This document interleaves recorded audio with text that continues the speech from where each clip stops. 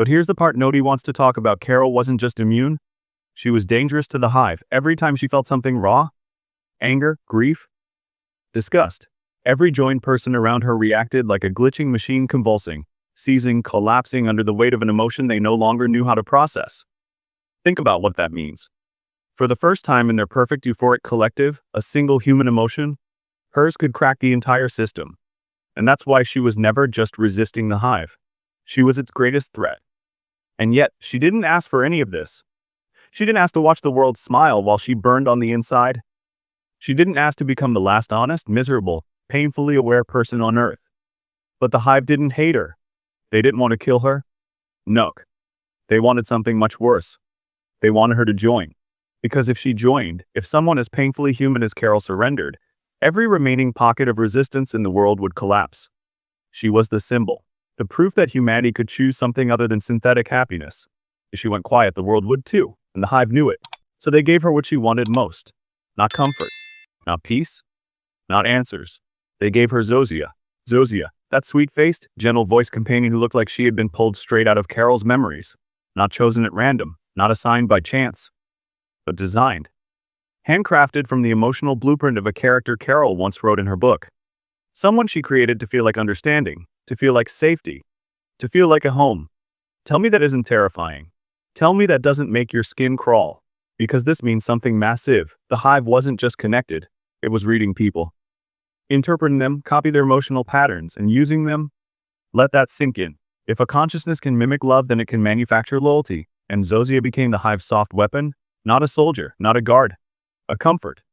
The kind of comfort that makes you forget why you were fighting in the first place. But here's where everything starts to crack. Here's where the story becomes dangerous.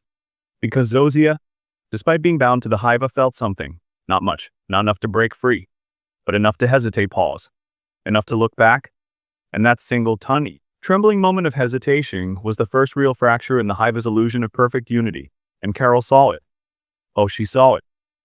That look, that impossible flicker of choice, was the moment Carol realized something horrific and painfully hopeful. The hive can feel conflict.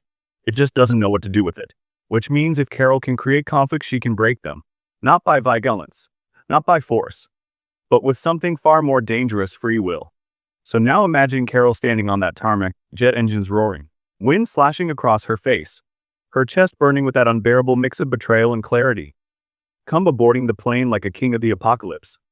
Zosie walking behind him like a doll who just learned she might be alive. And Carol realizes if Zosie can choose once, she can choose again. If one joint mind can fracture, the hive can shatter. So Carol does the most human thing possible. She snaps. Not to save Zosia, not to stop Kumba, not even to stop the plane. She runs to prove the hive can break. She runs to force a moment of decision so strong it will make the hive feel pain. She throws herself into the path of a moving aircraft just to force the world to react. Not because she wants to die, but because she wants the hive to remember fear. Fear is the first feeling that creates identity. Identity is the first step toward independence. Independence is the first crack in the collective.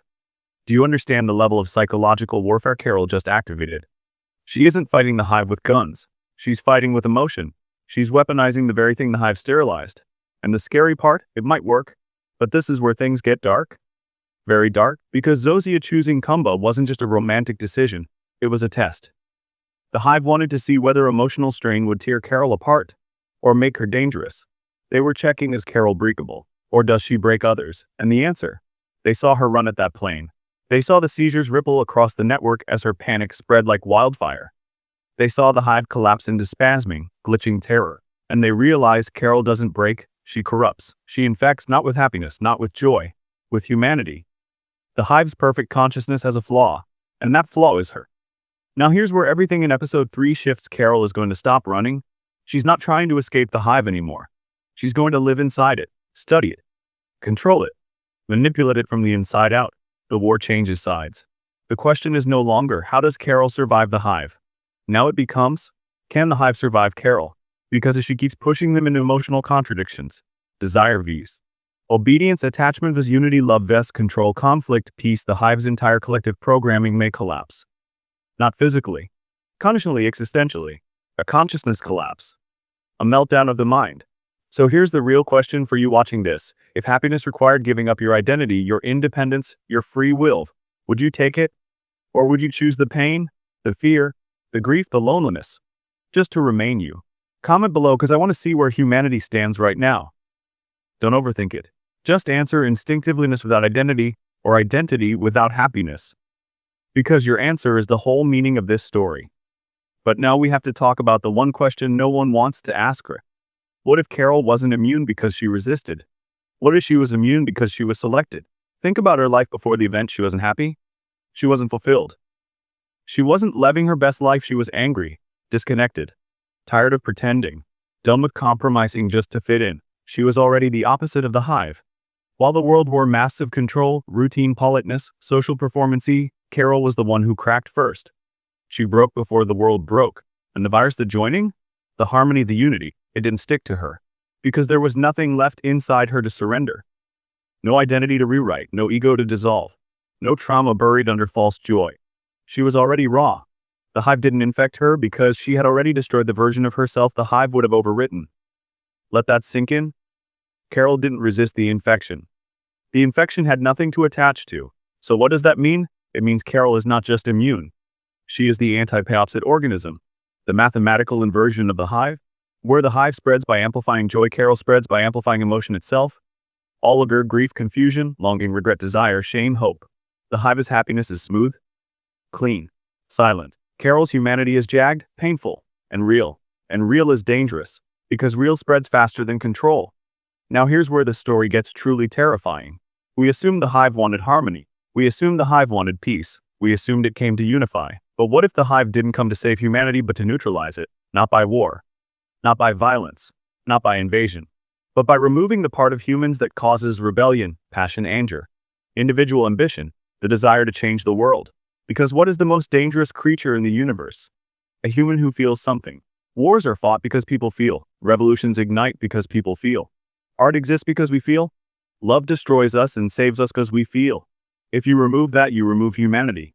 You don't kill the body, you kill the spark. So maybe the hive isn't conquering Earth. Maybe it's diffusing Earth, turning the species into something predictable, non-threatening. A museum exhibits civilization that will never wage war again. And the only problem in that perfect plan, Carol, because Carol doesn't want peace, Carol wants truth. She would rather drown in pain than float in artificial bliss. And that makes her dangerous enough to destabilize a whole planet. So what happens next? Carol's going to stop playing defense. She's going to enter the hive, live among the infected, talk to them, laugh with them, walk with them. And while they smile at her, she's going to whisper chaos into their minds. Not loudly, not violently, softly. The most dangerous feeling isn't rage, it's doubt. One doubt spreads to two. Two doubts spread to four. Four turn into a fracture, and fractures become avalanches. And once identity cracks open, you can't reseal it. This is how revolutions begin, with a quiet question inside a quiet mind. But there's one more piece, Kumba. Everyone sees him as the villain, the manipulator, the man who took advantage of the hive's kindness for pleasure and power. But think deeper. Look past the surface. Kumba didn't join the hive, he aligned with it. He understands it. He benefits from it. He navigates it without losing his sense of self.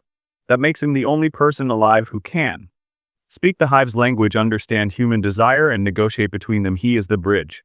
Which means Carol cannot win this war without him. She hates him. She despises what he represents. But revolutions do not choose convenient allies. They choose necessary ones. And Kumba, he is necessary. Because Carol has the spark, but Kumba has the reach. The hive listens to him. The survivors follow him. The world watches him. If Carol can break him, if she can make him question, reconsider, feel, the hive will feel it too. And the collapse begins. Not loudly, but beautifully. This is no longer a sci-fi series. It is a philosophical battlefield. A war between artificial happiness vs authentic humanity, unity vs identity, comfort vs choice, which raises the deepest question of all: what does it mean to be human? Is it joy, peace, harmony? Or is it the ability to be broken, lost, uncertain, confused, and still choose to stand anyway? Because if humanity is defined by the freedom to suffer, then maybe suffering is not a flaw.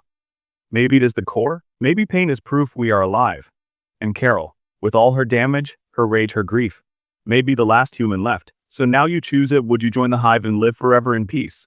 Or stay human and feel everything, even when it hurts her? Common explanations. No edits. Just the truth, because the truth is what this story is really about.